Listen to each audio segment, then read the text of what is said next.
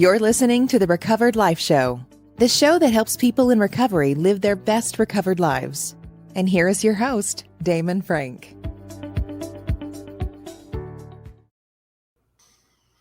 Welcome back to the Recovered Life Show. It's Wednesday, August 19th, 2022, joined by my co-host and friend, Kristina Dennis. Hello there, Damon Frank. How are you today?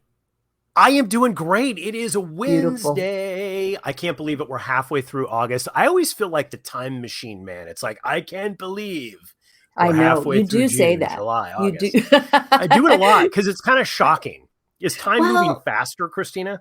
it does. It does. Percentages. If you think about you're having 1 year when you're 8, that's, whatever that is. Or 1 year when you're 10, that's 10%. 1 year when you're 50, that's a lot smaller of a percentage. So yes, it literally is going faster for us. Well, we want to let everybody know that's younger that is listening to the Recovered Life Show. That is what you have to look forward to. There's so much more. We've started this up on a positive note already. Hey, listen, we've got a good show. I want to say this is going to be a great show because we're going to talk about something that affects a lot of people. We've seen it in the people that we coach. We've seen it in ourselves, obviously. Before we get to this topic, because you guys are going to love this, I want to do a little brief plug here for the Recovered Life Show and Recovered Life Discussions. Guys, if you are not listening to the Recovered Life Discussions on the podcast, you are missing out. Kristina and I, 4 days a week on Clubhouse, host these discussions anywhere from rewiring your brain to setting healthy boundaries to how to get unstuck, planning your sober week, 4 days a week, 9 a.m. on Clubhouse. We're there. You can find out more about it by going to recoveredlife.us. That's recoveredlife.us. Join us for a discussion, and you can be part of the Recovered Life movement. So Kristina. Cool. All right. Kristina. This is one of my We've favorites. got a great show. This is a good one here. Do. Here's the topic. Clearing out emotional clutter. I love emotions, as you know, and, sometimes I think you and I kind of duel it out about feelings aren't facts. And I'm like, they are facts. Feelings are maybe not facts, but they are important. And I love, and I want to say this, when I first got sober, I had no idea the emotions that would come up, right? But anybody who has used alcohol and drugs or codependency in a maladaptive way has been stuffing their feelings, right? And they've been stuffing them deep. I mean, it is self-medicating to drink your emotions away. And what we have learned in the last 30 years has been phenomenal. And you said, you kind of alluded to maybe there's somebody out there who doesn't have it. And I don't agree. I believe everyone has emotional clutter. Now, that might be a person who is not willing to go there, but this has changed my life. And I believe that when people say sobriety changed their life, they're talking about this, right? I would agree. Right? Because you get to move forward. And what we know about trauma responses, which, sometimes are called character defects or different things, is that that the stressor is not the same as the stress cycle in your body. So we a lot of times will think, and you've heard this as a coach, because I've heard it, I stopped drinking. Why do I have all of these problems? I would even say in our birthday celebration of you that we even mentioned, life gets a little harder. And it's because that freeze mode as a trauma response, which is kind of the same thing when you're drinking, you're not actually moving the stress cycle out of your body. Plus, all of us have this maladaptive way of treating feelings and emotions.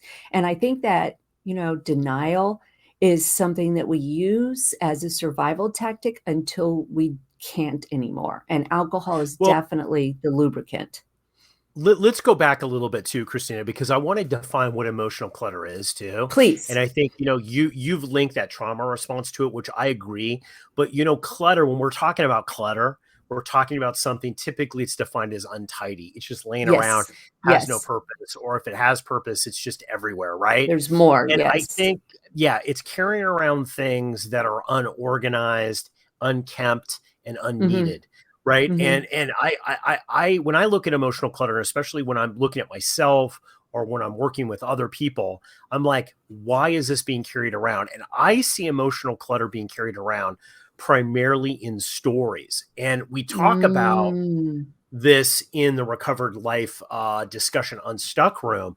Right. Ann and I dive into this every week. There's always a story behind this. And you see this a lot in 12-step groups where it could be somebody who had a divorce, a woman had a divorce. They frame everything on the divorce. You could be talking Yes. about, where do you want to go to fellowship? You know, you want club sandwiches, you want tacos, you want burgers. They frame it all like, well, you know, I'm divorced, and I'm like, the whole thing. Same thing with guys do it with business stuff and Mm-hmm. all kinds of stuff, right? They frame everything. And I know people who frame everything, they have emotional clutter. They can't let go of the perceived failing Right. that they're an alcoholic. Everything that Right. they say, well, you know, I'm an alcoholic, and I'm, you know, it's like, get over it. Like, you know, you've been sober Yes. for 10 years, like, enough. Yes, that's not the reason that you're struggling in your marriage, or that's not the reason Exactly. that you're not getting a promotion. And I so agree. And I think that's still denial in many ways, right? It's one story, one perspective. And, flexibility in our perspective is the key to moving forward. Having just a little bit of willingness to look at the story from a different angle. And it's one of the leading causes to burnout, first of all. And we've had shows on burnout. You can have burnout even if you have stopped drinking. And so I think being willing to just say, I got some stuff I have to work on. I do not have it all figured out. In the big book of Alcoholics Anonymous, because you and I went that route 20 plus years ago, said, of this we know a very little. And I see sometimes that people will add another phrase on top of their old belief system that's very black and white. And that's what I think you're saying when you say, I'm an alcoholic. So it's very black and white. There's no other options. And I think that we all have to go root out our stories and see what we're telling ourselves. Well, I think there's a couple of things. You talked about trauma. Like Mm-hmm. you went right into the trauma thing, which I agree with. I think I that believe it. these Very patterns, clear. right, run no matter how much recovery you have, because there are certain things I know in my life that were caused through trauma that run, even though I have self-awareness, even though Mm-hmm. I have willingness, and even though I'm taking action, they're still running, right? So Right. I have to say to myself, well, I'm willing to let them go. Like, how come they're not letting go? And this is some of the things we talk about where there's been a little bit of a backlash or a rewording of Alcoholics Anonymous when it Right. talks about character defects, right? Right. So there's that. And then there are character defects too. There are things that we carry Of around course. simply because we're lazy. We've Right. always done it that way. We don't want to go, like, a good example is, there's a lot of people that have financial insecurity, right? They have Yes. a lot of financial issues when they first come into the program and, or get sober. And what happens is it's simple of them just calling and paying their bills or paying the Right. minimum. It's just Right. sending 25, $50 or whatever, which they can do, but they're immobilized because they're thinking about all this stuff. It's uncategorized, right? And I Yes. know a lot of the times they say in the program, don't departmentalize your recovery. But I think at some point you do have to start putting all these random thoughts and emotions into baskets so you can Yes. kind of define them about what's actually going on. What's this all about?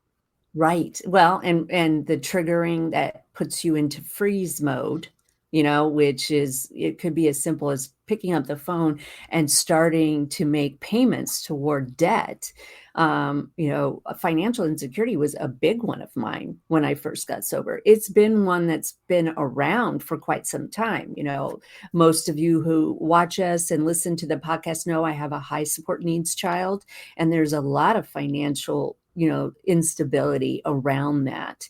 And so being able to root out the emotional thinking that I have around money, was very, very important. I had to go and clean up that clutter that I had, that lack mindset, that fear, that attachment to my value. I mean, it was bigger than just pick up the phone and call and make a bill. And I think that that's sometimes what I think about when I think of emotional clutter. What is the story around it? Because there's a payoff somewhere. Well, you know what? There is. And I think also too, I'm going to tell you one of the biggest helps that I've had, Mm-hmm. and I got this through Recovered Life, was the emotion wheel. And I know Mm-hmm. Stacey Danford and some of the past things that we've done on the neuroscience front, the stuff that you're doing the neuroscience front, is it's so helpful to look at that emotion wheel, because I think a lot of emotional clutter are feelings that are unidentified. Is Yes. it fear? Is it worry? What is it, right? Am I upset? It's the Mm-hmm. not being able to define it. I see this a lot in recovery. It's like, it's your whole RAM of your internal computer is being Yes. absorbed. And this is the thing about emotional clutter that people don't see, is that your consciousness, your day-to-day living in the now consciousness, is evaporating Right. because your internal computer's running this, trying to figure out how to match it up. What Right. is it? It's undefined. And so we shut it down and don't want to look at it because it's just too damn scary, right? Because we can't define it. It's an overwhelming feeling. So let's just run from it. Well, and just so everybody is clear, this is not just a recovery problem. I mean, I believe that it's very pronounced in Oh no. recovery because we have years and years of not feeling our feelings, or not attaching emotion to them. We froze them in time. That's why they say that you're the maturity of the age when you started drinking, because there was no actual, spiritual growth during those years. But, most adults can only identify 3 emotions: sad, mad, and happy. And we have 179 on that emotional wheel that you just brought up. And if we don't have language to be able to share it with somebody, if we don't know what it feels like, what does this mean? Am I alone? Do other people think this way? Is something wrong with me? Because I think Mm-hmm. that's really the fear. Is there something wrong with me because I'm sober now, but I'm still unhappy about certain things? And God bless the people that are like, as long, best day here is my worst day in Alcoholics Yeah. Anonymous is better than Yeah. my best day drinking. But I don't necessarily buy that. And I know from my recovery and as a coach, many people need the language, the education, and the space in order to express these. And like you said, put them in baskets, tie them up, because what you're describing, I always think of it as too many tabs open in my brain. There are too Yeah. many tabs open and I Absolutely. cannot move forward. Kristina, I want to dive into some solutions here, because I know both you and I have different approaches that we use to clear out emotional clutter. I talk about a lot of mine in my high performance coaching, because Mm-hmm. if you really want to live your best recovered life, if you really want to play full out, if you're listening to this and you're like, wow, I just obsessively think about all these different feelings and thoughts and emotions, and I can't really define them. I don't know what they are. And it's just taking up all of my personal RAM on Right. my sobriety computer, then you're going to want to hold on, because we're going to get into real life solutions that you can do to clear out that emotional clutter. We're going to get right into that after we come back from this quick break. If you are newly sober, trying to get sober, or you've been sober for decades and are looking to take your sobriety to the next level, the Recovery Breakthrough 6-week transformation concierge coaching program might be right for you. Have Damon Frank and Kristina Dennis build a custom roadmap to get you on the path to getting what you really need. Receive hands-on concierge coaching and stay focused and productive with our daily check-ins. If you're ready to experience your recovery breakthrough and start the journey towards the transformation you deserve, book a free get-to-know-you call today and find out what is possible in your recovery. To find out more about Recovery Breakthrough and to book your free call, go to recoveredlife.com. recoveredlife.us. That's recoveredlife.us.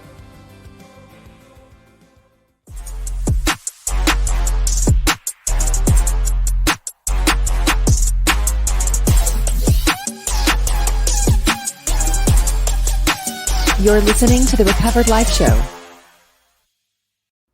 Okay, right. Kristina, we promised the listeners here that we would dive right into how do you take out the trash on that emotional clutter? How do you flush the toilet? How do you say no more? I'm done with this. I want to get rid of it. How do you clear it out? Let's start with you, Kristina. Yes. As a coach, what do you tell people? Okay, I always start with embodiment, nervous system, taking care of the nervous system, because as long as we are in fight or flight or fawn or freeze, we're not going to be able to actually feel or identify emotions. It's like running a marathon with a 60-pound backpack on you. Mm-hmm. And so first we start with rest and identifying, how do you feel inside?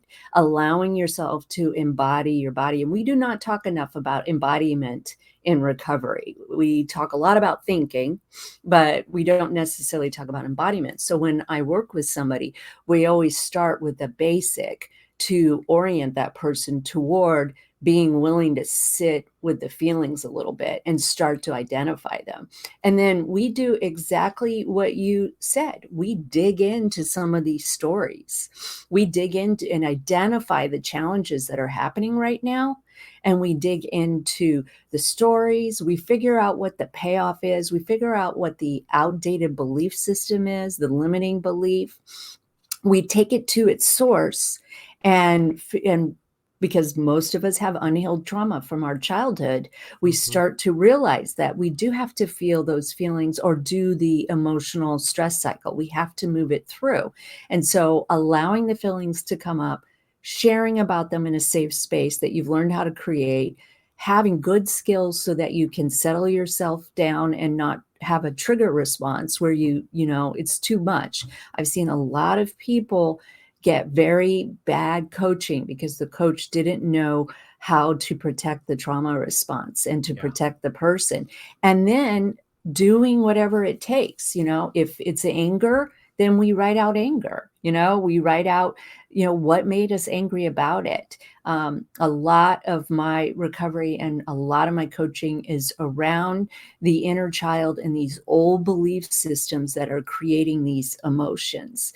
Many of us run from them even in sobriety at first. And I believe that after your physical sobriety has been addressed, after that, you can come up with, things that you can do every day, literally like exercise, and you can start fixing your emotions or feeling them so that the cycle happens and they've been heard and you don't have to go back and feel that day again. One of the things I like about your approach is that you're realizing that your nervous system has to be in a place where you're not in fight or flight. You're not all over the place in order to really identify what's going on. One of the things that I think is tough is that people just do too much. They're trying to identify and define it all at one time instead of just identifying it. It's like, oh, this is what I'm feeling. Then they try to justify it, or they try to, I like that. It just, just get in a place where you could at least just define it. Oh, I'm feeling angry.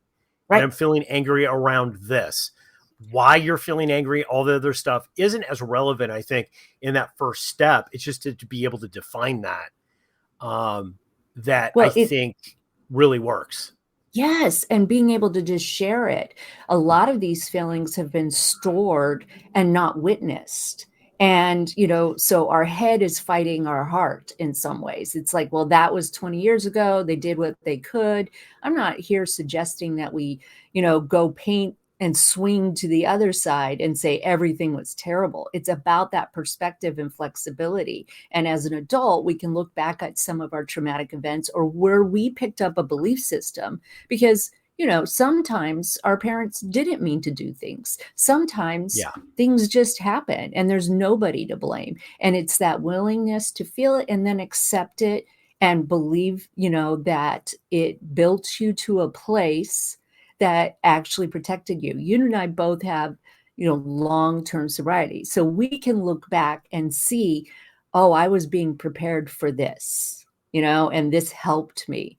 But you cannot numb one feeling, right? And when we learned this from Brene Brown, you cannot numb the pain without numbing the joy. So it's growing and becoming spiritually fit to be able to handle both. Well, I'll tell you, I have used a technique, Kristina, that really has worked for me and has worked for a lot of the people that I work with, that takes what you just did, that work that you just did, and it kind of applies it in your life. One of the things that you were talking about, the nervous system, is that I found that people would say, well, you got to calm down. You got to do this. You got to do that. Sometimes I just couldn't do that, right? Like I just couldn't get into space long enough. So what I did is anybody who knows me or anybody who's ever worked for me, you know that I'm big in the 3M 3x5 cards, and I've always got a stack of them around.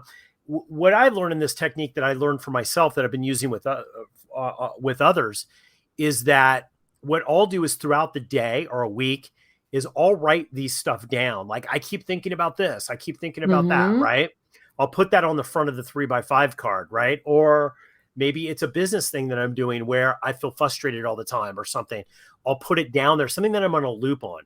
And I'll just write it down. If I think it, I write it down. And then later in that day, I'll go through those, and then I'll try to attach the emotions that I have on the back of those or details on those, throw out the ones that were just free thinking that really didn't apply. And then I go to bed. The next day I'll wake up and I'll have a stack of these 3x5 cards, and I'll have 3 piles. One is keep going. One is I don't know. And one is let go. And I'll quickly, first thing in the morning where I have no defenses, I'll go through and I say, do I still want this in my life? Right.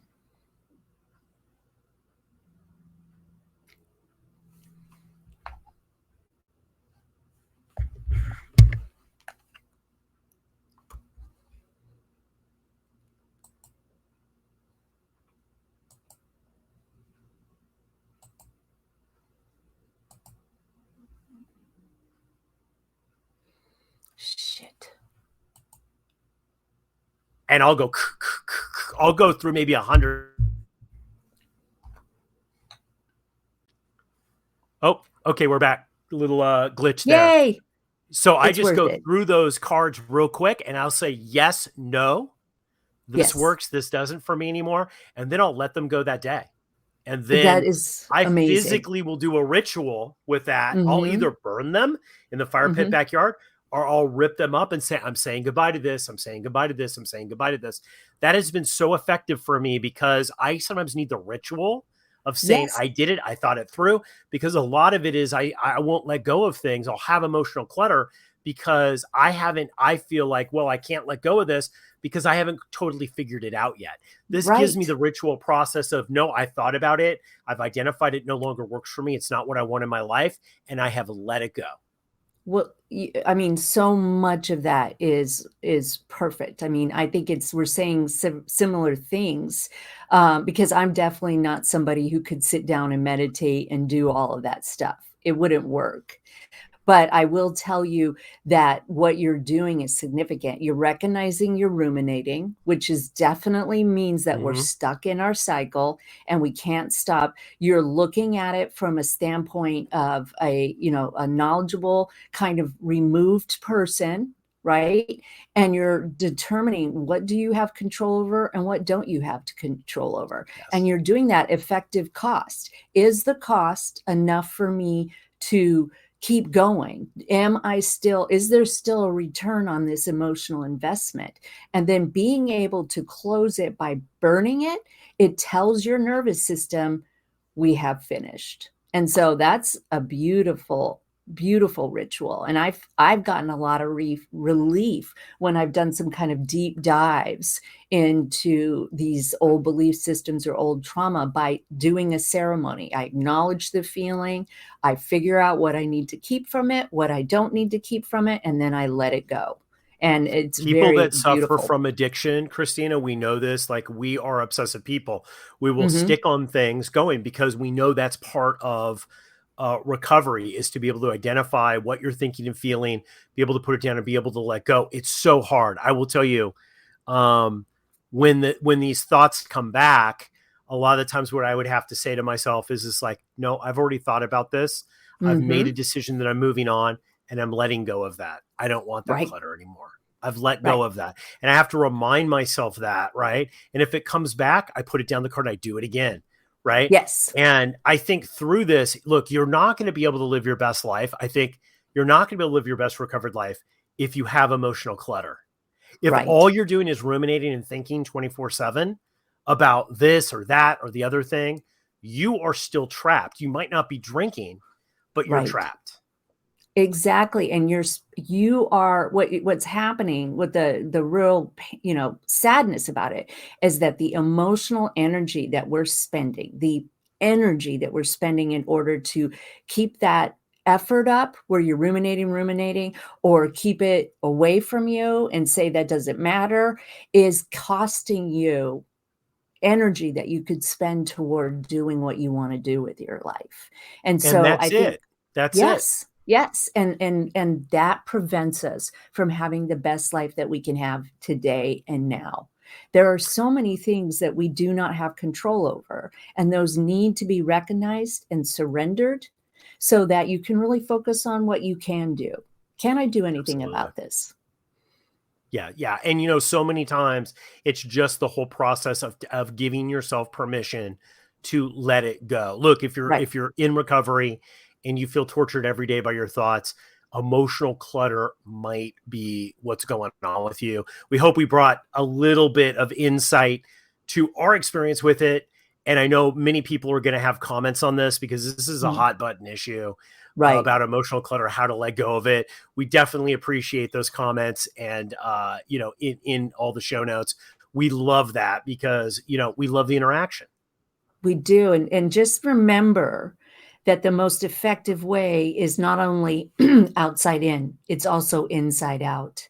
And so you do a little bit of both every day, a little bit. Positive thinking, ceremony, ritual, recognition, sharing, identifying. And that will bring you peace, and you won't have to walk around having a 60-pound backpack on your back.